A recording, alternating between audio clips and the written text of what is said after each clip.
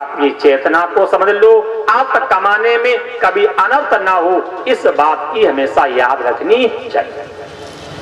पिताजी थर कांपने लगे। बेटा बोले, हाँ हमने तो तीनों काम नहीं किए, अभी हमने जीवन का अर्थ भी नहीं समझा, अभी हमने अपनी चेतना को भी नहीं समझा, और अभी हमने अर्थ कमाने में इतना अनर्थ किया कि हमें होश ही नहीं है।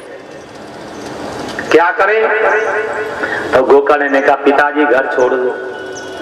बोले, घर में क्या दिक्कत है? बोले, घर में रहोगे तो बच्चों को देख देख करके, पत्नी को देख देख करके तुम्हें दुख होगा, तो घर छोड़ दो, ना देखोगे ना भौंकोगे। क्या करो? बोले, घर छोड़ दो। जाया सुता दिश, स्त्री की ममता और पुत्र की ममता को छोड़ दो। जंगल में जाकर करोगे क्या?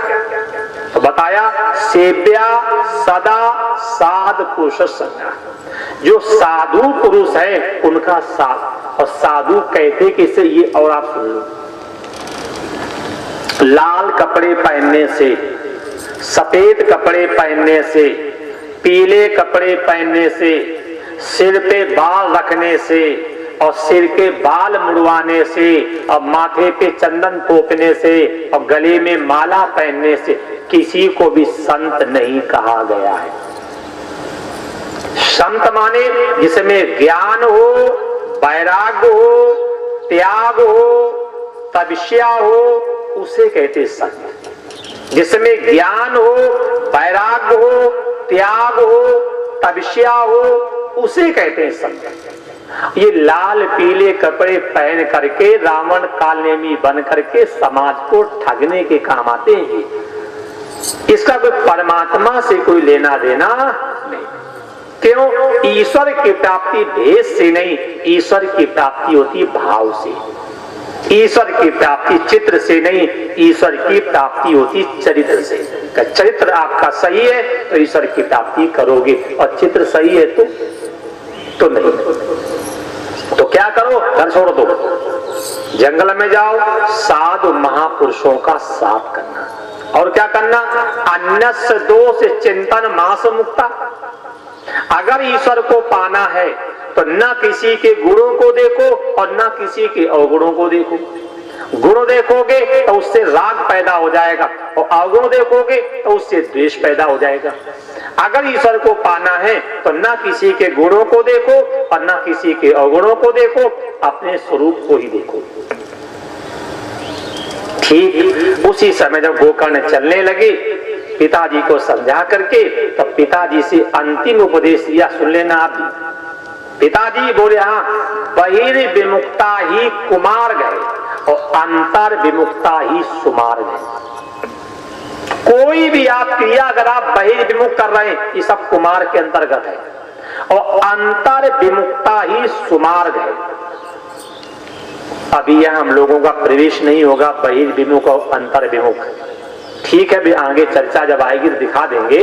तो लेकिन ध्यान रखना कि जो भी हम पूजा पाठ जप बहिर्मुख कर रहे हैं, ये सब कुमार के अंतर्गत है, और जो साधना अंदर की जाए, ये सुमार के अंतर्गत। पिताजी घर छोड़ करके चले गए। धुंधकारी के आचरण को देख करके भाई ने भी घर छोड़ दिया। अब ये जुआ खेलता है, दारू पीता है, पैसा चाहिए तो घर में आकर के माँ को पीटता है, पैसा दो। और जब तक माता जी के पास था तो माता जी देती रही, और जब पैसा हो गया खत्म तो माता जी को पीटने लगा। अंत में क्या हुआ कि माता जी ने कुआं में कूद करके आत्महत्या कर ली। क्या शिक्षा मिली? बच्चों को संस्कार नहीं दोगे तो आपको ही रोना पड़ेगा, पड़ोसी कोई रोने नहीं आएगा। धुंधली ने अपने बच्चे को संस्कार नहीं दिए, उसी का परिणाम हुआ कि पुत्र के आचरण को देख करके उसे आत्महत्या करनी पड़ी। पिताजी घर छोड़ गए, भैया चले गए, अम्मा मर गई। बोले अब तो और आराम हो गई। तो भागवत में लिखा है, ये 5 वैश्याएं घर में ले आया। 5 वैश्याएं कौन है? रूप, रस, गंध, शब्द और स्पर्श, ये 5 वैश्याएं हैं। रूप, रस, गंध, शब्द, स्पर्श, ये 5 वैश्याएं। कैसे?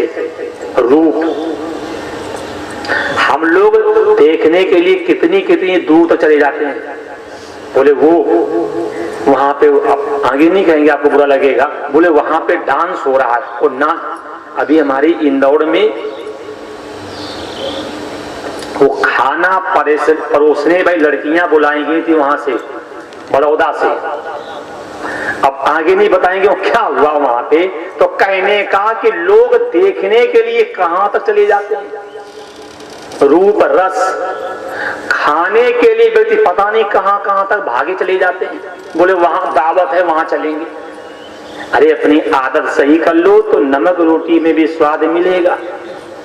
और अगर जीभ पे कंट्रोल नहीं तो चाहे कितने मटर पनीर शाही पनीर खाओ फिर भी घाटी की संतुष्टि नहीं होगी। तो ये रूप रस गंध शब्द स्पर्श और सबसे ज्यादा घातक वैश्याएं यही हैं। अब हम समझ नहीं पाते रूप। आज देख लो घरों में रूप के लोग कितने परेशान रहते हैं, रस के लिए, गंध के लिए, स्पर्श के लिए। तो ध्यान रखना, ये रूप रस गंध शब्द स्पर्श ये 5 वैश्याएं।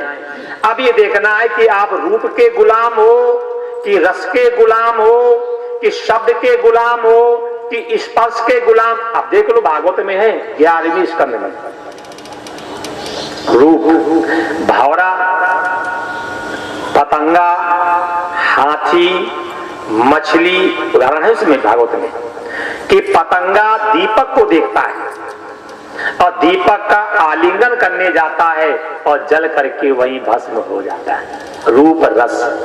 मछली वो कांटे में आटा लगा होता है और आटे को खाने जाती है और कांटा लग जाता है, पकड़ी जाती है। रूप रस गंध। भौरा लकड़ी में तो छेद कर देता है लेकिन वही भौरा कमल के फूल के अंदर पराग में इतना मस्त हो जाता है कि फूल में छेद नहीं कर पाता है। और हाथी आता है और उसको फूल को तोड़ करके कुचल करके पैरों से दबा करके मारते। रूप रस गंध शब्द। बैलिया संगीत बजाता है और मृग गर्दन को टेढ़ी कर करके ऐसे मस्त होकर के सुनने लगता है कि बैलिया आकर के पकड़ लेता है। रूप रस गंध शब्द स्पर्श। हाथी कितना बलवान होता है। अब महावत क्या करता है, लकड़ी की हथनी बना देता है और वहीं पे गड्ढा खोद देता है और ऊपर से घास फूस से पाट देता है और हाथी हथनी से आलिंगन करने जाता है, उसी गड्ढे में फंस जाता है, मोहर पकड़ करके फिर सब जंगल का काम करवाता है। जब ये लोग एक एक इंद्री के बसीभूत होकर के मारे जाते, हम तो 5 इंद्री के गुलाम हैं। अगर सब्जी में थोड़ा नमक कम मिल गया तो फिर देखो एकदम लालटीन हो गए। अरे इतने दिन बढ़िया बढ़िया खाना खाया, कुछ मिला आपको? आप सोचो, इतने आपने भोजन अच्छे अच्छे किए, अच्छे अच्छे कपड़े पहने, अच्छे अच्छे तीर्थों में घूमे, अच्छे अच्छे सीनरी देखे, कुछ मिला आपको क्या? जब इतने दिन में कुछ नहीं मिला तो आज अगर कोई आपकी अनुकूलता नहीं मिली तो फिर हम क्यों दुखी हो रहे?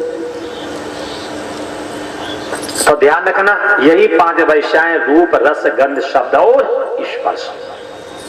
उन वैश्याओं ने मन में सोचा ये रोज चोरी कर करके धन लाता है, खाता है, खिलाता है और कभी न कभी ये पकड़ा जाएगा, कभी न कभी ये पकड़ा जाएगा। आज जब पकड़ा जाएगा तो राजा पूछेगा ये चोरी का धन लेकर के कहां जाते हैं, ये चोरी का धन लेकर के कहां जाते हैं? तब बता घर में जाते हैं, घर में कौन खाता, फिर मेरा भी नंबर आएगा।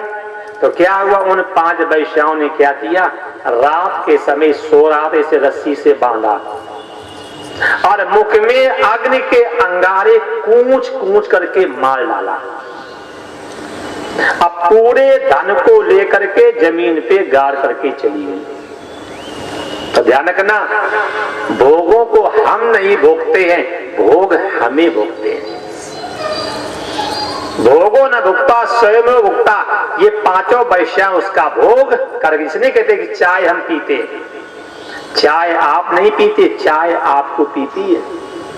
बोले बीड़ी हम पीते हैं, बीड़ी आप नहीं पीते, बीड़ी आपको पीती है। क्यों? भोगों को हम नहीं भोगेंगे, भोग हमें भोग जाएंगे। इसके बाद ये प्रेत बना। गोकर्ण को जब बात मालूम हुई तो गोकर्ण ने अपने भाई की सदगति के लिए गौदान किया, पिंडदान किया, ब्राह्मणों को भोजन करवाया और गया श्राद्ध किया। घर में आए तो रात्रि के समय जब घर में लेटे हैं तो इन्हें बुरे बुरे स्वप्न दिख रहे हैं। किसको? आत्मदेव के पुत्र गोकर्ण को बुरे बुरे स्वप्न दिख रहे हैं। इन्होंने हाथ में जल लिया, गायत्री मंत्र को पढ़ करके छींटा मारा। जब छींटा मारा तो उस प्रेत में बोलने की शक्ति आई। तो क्या बोला? अहम भ्राता तुदिवस्मि धुंधकारित नाम था, मैं आपका भाई हूं। नाम क्या? धुंधकारी। तो गोकर्ण ने कहा भैया तुम्हारी सदगति के लिए हमने गौदान भी कर दिया, पिंडदान भी कर दिया, ब्राह्मण भोज भी करवा दिया, गया भी करके आ गए, फिर भी तुम्हारी मुक्ति नहीं हुई। तो ये क्या कह रहा है? गया श्राद्ध सते कृत्वा, 100 बार तुम गया करके आ जाओ और 1000 बार तुम श्राद्ध करके आ जाओ, फिर भी हमारा उद्धार नहीं होगा। गया श्राद्ध सते कृत्वा, 100 बार तुम गया कर लो और 100 बार तुम श्राद्ध कर लो, फिर भी मेरा उद्धार क्यों नहीं होगा? सो कि ये नयो दोषे ब्रह्महत्यम नास्तम मया, हमने जो पाप किए उससे हमने ब्रह्मत्व को नष्ट किया।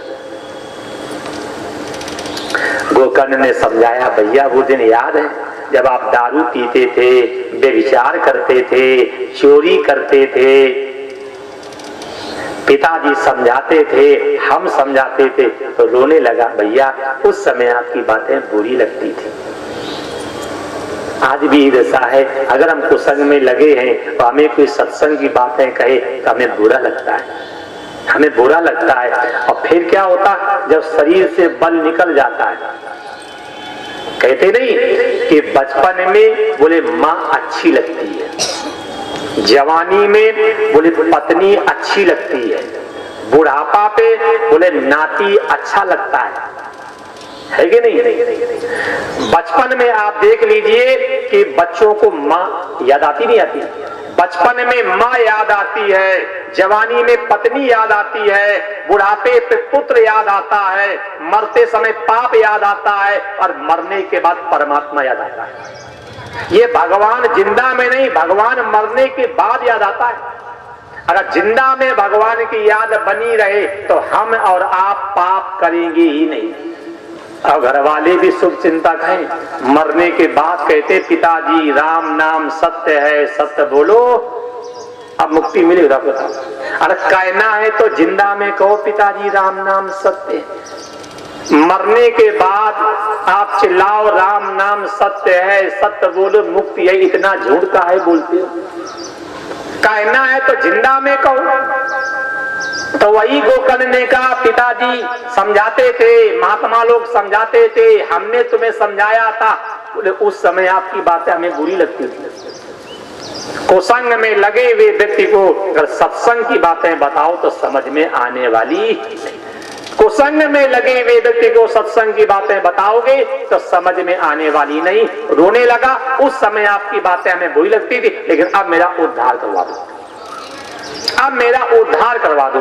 गोकर्ण को दया आई है, रात्रि के समय चिंतन किया है, प्रातः स्नान किया है, स्नान करके सूर्य भगवान को अर्घ दिया है और सूर्य भगवान से अपने भाई की मुक्ति की रास्ता पूछी।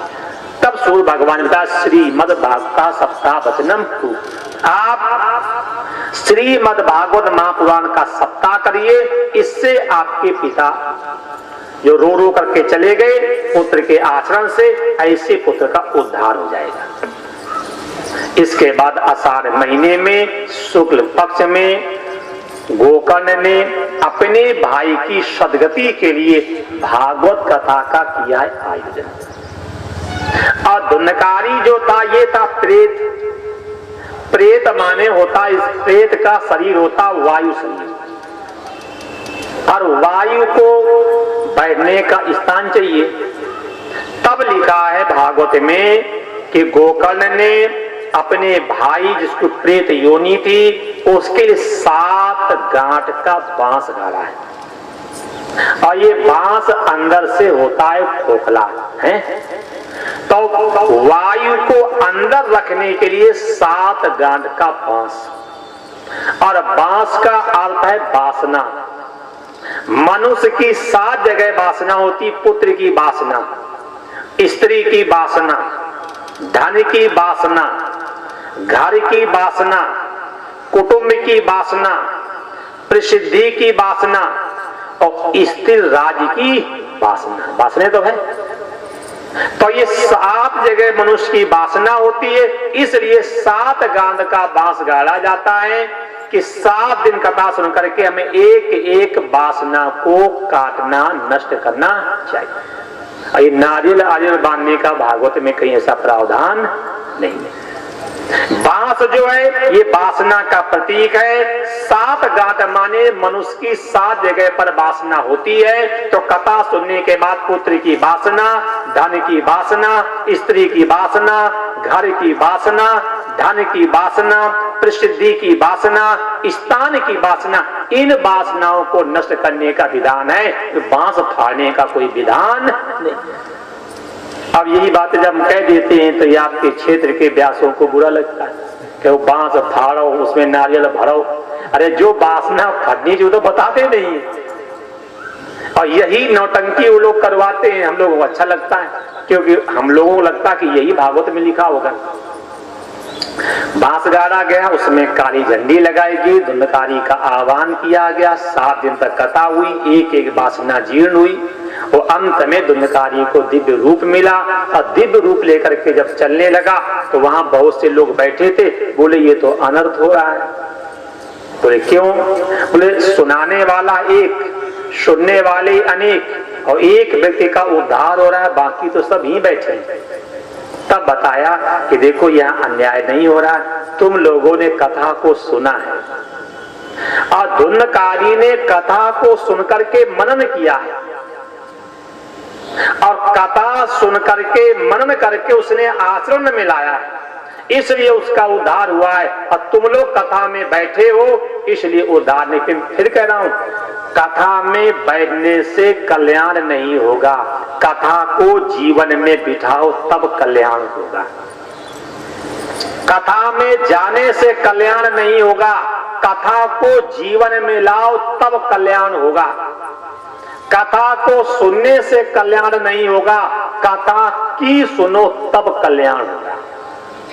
वही कहा कि तुम लोग कथा में बैठे थे, कथा में गए थे, कथा को सुना था, और धुंधकारी ने कथा को जीवन में बिठाया, कथा को आश्रय में लाया, इसलिए उसका उद्धार हो गया।